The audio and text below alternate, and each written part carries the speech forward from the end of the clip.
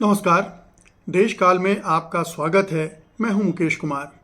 दोस्तों, महाराष्ट्र विधानसभा के चुनाव में अगर किसी पार्टी की सबसे ज़्यादा दुर्गति हुई है तो वो है शिवसेना उद्धव ठाकरे की।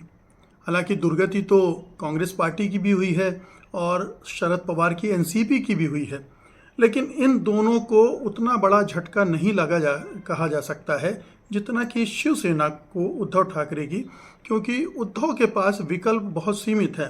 उनकी पार्टी महाराष्ट्र तक सीमित है, उसके बाहर कोई उनका प्रभाव नहीं है और जो कुछ भी हासिल करना था, गंवाना था, वो यहीं पर गंवाना था। और इसी चुनाव में उनकी सारी प्रतिष्ठा दांव पे लगी थी।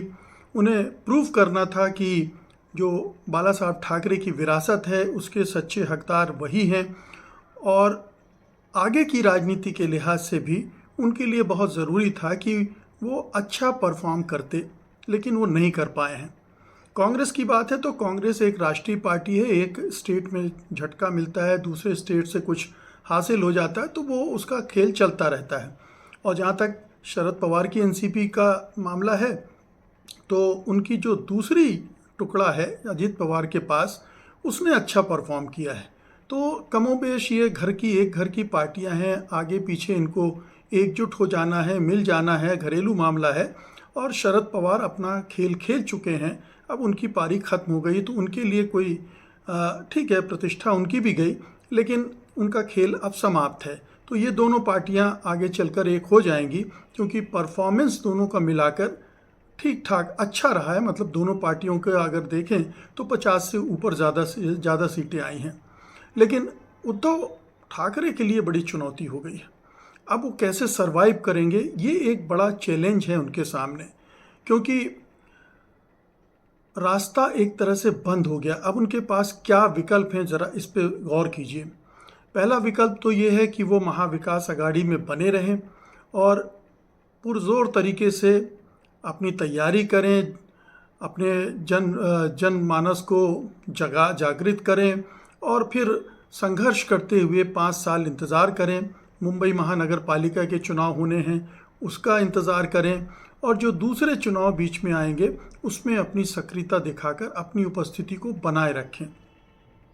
ये बहुत कठिन काम है, क्योंकि जो सरकार महाराष्ट्र में बनने जा रही है वो 5 साल चलेगी, ऐसा बिल्कुल साफ साफ दिख रहा है। उसमें कोई संदेह नहीं होना चाहिए किसी को। इसके बावजूद कि वो उसे किसी एक पार्टी, कम से कम एक पार्टी के समर्थन सहयोग की ज़रूरत है, चाहे वो शरद पवार अजित पवार की एनसीपी हो या फिर एकनाथ शिंदे की शिवसेना हो। बहुत सारे लोग ये कह रहे हैं कि अगर एकनाथ शिंदे को मुख्यमंत्री पद नहीं मिला तो फिर उससे गड़बड़ शुरू हो सकती है और सरकार की स्थिरता पर प्रश्न चिन्ह लग सकते हैं। लेकिन ऐसा है नहीं, क्योंकि बीजेपी ने अपने दम पर इतनी सीटें जीत ली हैं कि वो चाहे तो अपने दम पर भी सरकार बना सकती है, उसे किसी की ज़रूरत नहीं पड़ सकती है। और वो जब चाहे शिंदे की शिवसेना को उसी तरह से तोड़ सकती है जिस तरह से उसने उद्धव की शिवसेना को तोड़ा था। एनसीपी को भी वो उसी तरह से तोड़ सकती है जिस तरह से उसने शरद पवार की एनसीपी को तोड़ा था।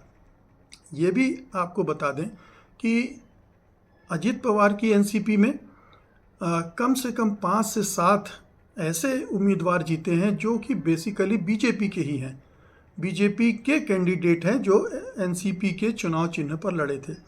इसी तरह से लगभग 10 उम्मीदवार बीजेपी के हैं जो शिवसेना एकनाथ शिंदे से लड़े थे, और वो उम्मीदवार बीजेपी के हैं। चुनाव चिन्ह का इस्तेमाल उन्होंने एकनाथ शिंदे की शिवसेना का किया था। तो उसके पास काफ़ी आधार है अपनी सरकार को चलाने का, अगर कोई इन दोनों में से कोई दल झटका देता है तो भी। लेकिन इसकी संभावना भी बहुत कम है। ज़्यादा से ज़्यादा अजित पवार अलग हो सकते हैं, लेकिन शिंदे की शिवसेना अब चूँकि अब एक असल शिवसेना के तौर पर खड़ी हो गई है, इस चुनाव में उसने अच्छा परफॉर्म कर दिया। लगभग उसका स्ट्राइक रेट 80% से भी ज़्यादा रहा है, लगभग वही स्ट्राइक रेट रहा है जो कि बीजेपी का रहा है। इसलिए उसकी संभावना अलग होने की नहीं, उसका वो जानती है कि बीजेपी के साथ चलकर ही वो अपने अस्तित्व को भी बचाए रख सकते हैं और ग्रो भी कर सकते हैं, और केंद्र में और राज्य में दोनों जगह अपने मंत्री भी बना सकते हैं, अपना अपना वजूद कायम रख सकते हैं। तो इन लोगों से कोई ख़तरा नहीं है।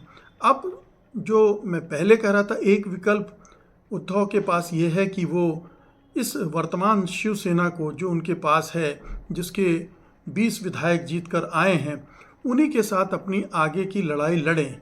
अब ये भी पता नहीं कि इन 20 में से कितने विधायक उनके साथ बने रहेंगे, और जो 9 सांसद जीते हैं उनमें से कितने उनके साथ बने रहेंगे, क्योंकि बीजेपी अब और भी तोड़ेगी, उनमें से भी तोड़फोड़ मचाएगी, और वो चाहेगी कि या तो उद्धव वापस बीजेपी के साथ आ जाएं पूरी तरह से। अगर वो उद्धव तैयार हो जाएंगे तो हो सकता है कि शिवसेना जो शिंदे है और उद्धव है, दोनों को एक भी करवा दे, दोनों को एक करके वापस अपने साथ ले ले। एक रास्ता ये उद्धव के सामने बचा है, लेकिन ये रास्ता वो है जिसमें उन्हें अपने आत्मसम्मान के साथ समझौता करना पड़ेगा। ये एक तरह से दिल्ली दरबार के सामने, मोदी शाह के सामने घुटने टेकने जैसा होगा, और ये एक तरह का सुसाइडल होगा, कम से कम प्रतिष्ठा के लिहाज से। हालांकि अगर दोनों शिवसेनाएं एक हो गई, एकीकरण हो गया उनका, तो उनका एक पार्टी के तौर पर उनका वजूद बना रहेगा, लेकिन वो शिवसेना फिर उनकी मुट्ठी में नहीं होगी, उसके वो उस तरह से संचालक नहीं होंगे, क्योंकि अब शिंदे ने अपना कद भी काफ़ी बढ़ा लिया है और वो चैलेंज देने की स्थिति में है, वो पार्टी को अपने दम पर चला पाने की स्थिति में है। तो इसलिए अब ये बाला साहब ठाकरे की जो विरासत का सवाल है, क्योंकि उस मुद्दे पर उसने चुनाव लड़ा था और वो चुनाव में एक तरह से वो हार गए हैं, तो वो विरासत भी या तो बहुत कमज़ोर हो जाएगी उनकी दावेदारी लगभग ख़त्म हो गई है, लेकिन ये ठीक है कि वो चूँकि उनके पुत्र हैं इसलिए वो विरासत को अपना मान सकते हैं, लेकिन उस विरासत से अब आगे की राजनीति नहीं हो सकती। वो विरासत अब उतनी मजबूत नहीं रह गई है कि उनके भविष्य की राजनीति को आकार दे। तो अब ये बहुत ही एक कहना चाहिए दो बड़े कड़े विकल्प हैं, बहुत ही कठिन विकल्प हैं उनके सामने। एक, या तो जाकर घुटने टेक दें मोदी शाह के सामने, एकीकरण कर लें और फिर बीजेपी के साथ वही हिंदुत्व और मराठी मानुष की राजनीति पर वापस लौट जाएं। दूसरा ये है कि लंबी लड़ाई के लिए मोदी शाह के खिलाफ अपने को जिंदा रखें, अपने को तैयार रखें, और महाविकास अघाड़ी और राष्ट्रीय राजनीति में जो कुछ घट रहा है उसमें भी अपना हस्तक्षेप करते हुए, अपने वजूद को और बढ़ाते हुए, अपने प्रभाव को बढ़ाते हुए वो आगे की राजनीति करें।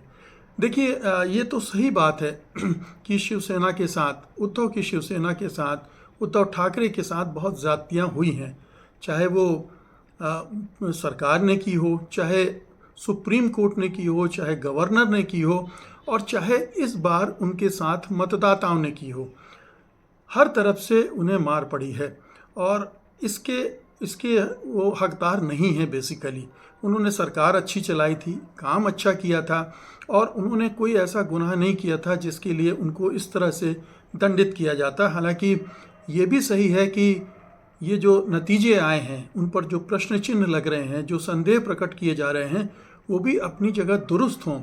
ये जो जिस तरह का हमें जनादेश दिख रहा है वो सही ना हो, वो कोई छेड़छाड़ हुई हो ईवीएम के साथ, मतदान केंद्रों पर कुछ गड़बड़ी हुई हो, जहाँ भी गड़बड़ी हुई हो जिसको लेकर शक हो रहा है, चुनाव आयोग की भूमिका को लेकर भी शक हो रहा है, तो वहाँ पर शक की सुई जाती है, क्योंकि होनी नहीं चाहिए थी इस शिवसेना की इस तरह से दुर्गति। इतनी बुरी स्थिति नहीं थी उसकी कि वो शिंदे की शिवसेना के सामने 1/3 रह जाएं। मतलब 57 सीटें जीती हैं शिवसेना शिंदे ने, और 20 सीटें उद्धव ठाकरे की शिवसेना के खाते में आई हैं। तो ये इतना अंतर नहीं था, जैसा कि पूरे महाराष्ट्र के चुनाव में ये अंतर दिख गया, चाहे वो एनसीपी वर्सेस एनसीपी हो, या कांग्रेस की जो का जो प्रदर्शन रहा है वो भी बहुत घटिया के स्तर पर चला गया है। तो इसकी कोई संभावना थी नहीं, कोई ना इस तरह का अनुमान लगा रहा था, लेकिन ये हुआ है। तो ये हुआ है तो क्या सचमुच में मतदाताओं ने किया है या फिर ये कोई दूसरी तिकड़मों का नतीजा है, ये अभी संदेहास्पद है और इस पर कुछ कहा नहीं जा सकता है कि अगर हुआ भी है तो उसे कैसे कोई प्रूफ करेगा। लेकिन ये ज़रूर है कि अभी इस समय एक ज़बरदस्त चोट शिवसेना को लगी है, उद्धव ठाकरे को लगी है, और इससे उबरने में उन्हें काफ़ी वक्त भी लगेगा, काफ़ी संघर्ष भी करना पड़ेगा। लेकिन वो ये संघर्ष आत्म सम्मान के साथ करना चाहते हैं या आत्मसम्मान के साथ समझौता करके एक आसान रास्ता ढूंढते हैं, ये देखने की बात होगी। बहुत बहुत शुक्रिया आपका, धन्यवाद, नमस्कार।